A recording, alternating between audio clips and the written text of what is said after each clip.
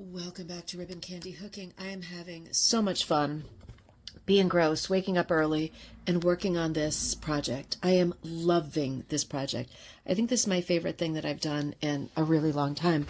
I wanted to show you this part I'm working on right here. So this is the fairy house, and here's my sketch.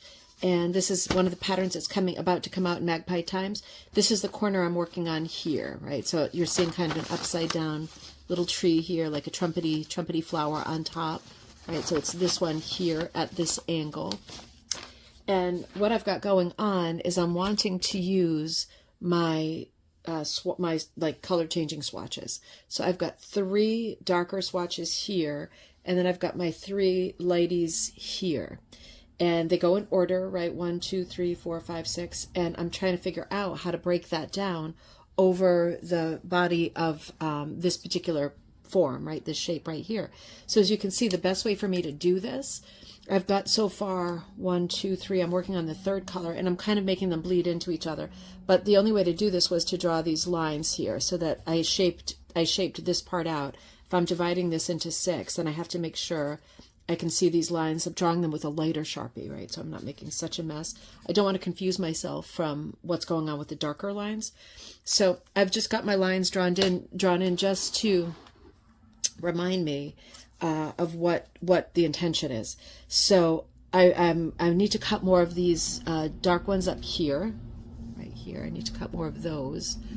And yeah, so I'm working with these 3 right now.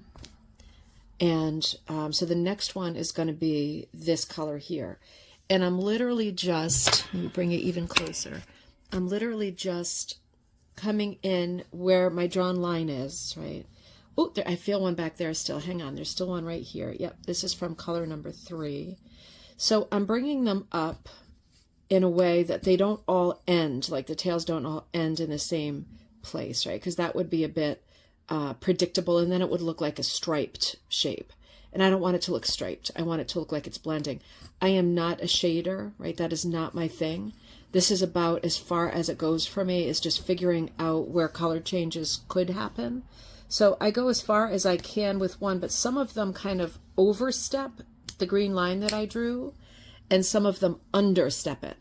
So I'm really careful to keep my lines tidy at the edges, like around the doorway, because that's kind of an important shape. This is a very busy composition. I have to be sure that all of the parts read well, right? The color-wise, it's all going to blend, be chaotic, and that's what I'm going for.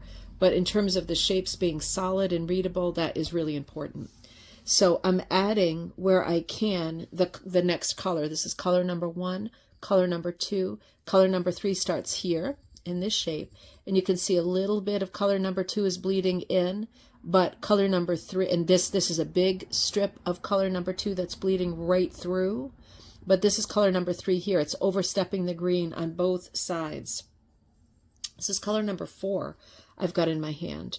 So I'm going to leave, well, you know what, maybe I'm going to leave some space here and come in a little later with this one. I need to cut more of strips colors number 1, 2, and 3, because I'm on 4, 5, 6. This is a 6 color set.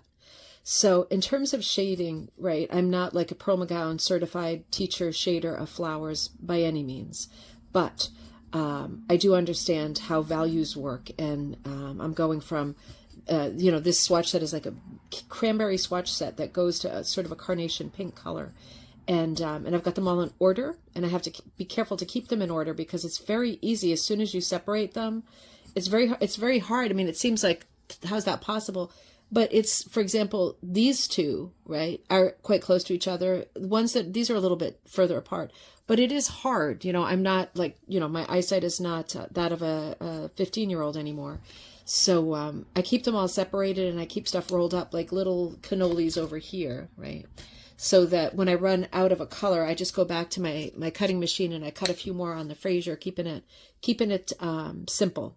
But it's just a question of staggering where the tails are going to end up, because I don't want it to make a really definitive, hard color change break, because that defeats the purpose of trying to make it look a bit magical, So I'm going to work on this for a while, and I'll come back to you when I have a little more magic in place. And there we go. I'm really happy with this. You see how it goes. I got to fill in a little bit over here when I move my frame, but you can see how the color moves from the dark to the light, and I've effectively gone through my strips, trying to keep things in order, have a little bit more. This is the color plan, right? Have a little bit more here that I'm saving, being careful of the colors because I know my eyes are a bit fiddly, so I'm saving that for this when I move it on the frame a little bit. And then the next question is just going to be, what do I put around it to keep it very lively and to make sure that it pops really well. I can see, I got to look at the whole rug as a one unit, right? But I can see that it works really well with a lighter color around it, so I'm going to bear that in mind when I go through all of my yarns and figure out what is next. I will see you next time at Ribbon Candy Hooking.